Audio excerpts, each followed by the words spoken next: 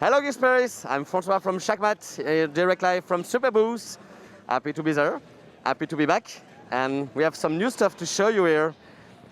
The new one we want to show you, it's not the Euclid's law, it's just a prototype name. The name of this module is the mod Medusa. What it does, we can call it loosely Euclidean sequenced LFO. It's like a Euclidean sequencer, but you don't produce a certain density of pulses. You produce a certain density of cycles of LFO, but variable in time according to a pattern such as the Euclidean patterns, but you have also many more. So the idea is you have a certain length of the pattern, a certain density. This module needs a clock or need to be tapped. And you have also control on the shape of the symmetry of the LFO. So let's hear it a bit. So, and here you can recognize that very simple Euclidean patterns. So we have the out one routed into the dual dagger with a low pass filter, and the sound is coming here from our new VCO. Clock is given by the clock upon. And so as you can see, we can simply mangle the pattern and have very easily different results that sounds Euclidean, but again it's an LFO. So you can act on the symmetry very easily.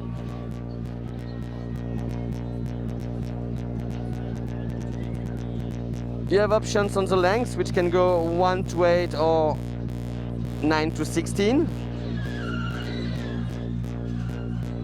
You can shift the sequence like in a classic Euclidean sequencer. It's shifting step by step. You can reset the shift by pressing 2 seconds here. Output can be unipolar or bipolar, and you can be inverted or not. The name will change because we haven't found the right name here, but it ensures you the top or the bottom of the wave is going with the sync, with the beat. There's also a tap tempo function, which can have other roles. I will go back to this later. You change the different algorithms by changing the table here. So it's Euclidean, anti-Euclidean for the people familiar with the high gallop. You have some kind of accelerando, decelerando, and some other pattern again coming from the night gallop and the wide gallop.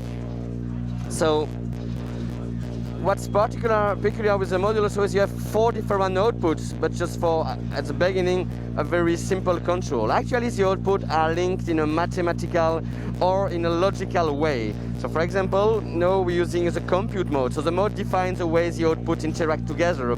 And the compute mode will associate very easily Euclidean pattern or different pattern together. So what if you associate like the 6 density equals 6 to 16 length step pattern to the 3/8, like divide by 2 the density, divide by 2 the length.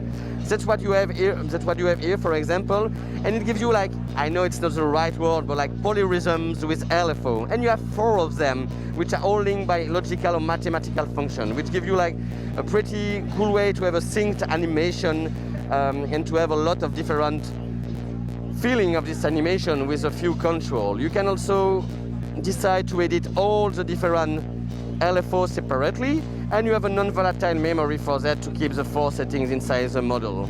Last but not least, you have also, it's called ratchet here, but actually it's an assignable gate input, which allows to have a gate input running like a ratchet or sample and hold or a freeze or other function we still have to implement and to find actually.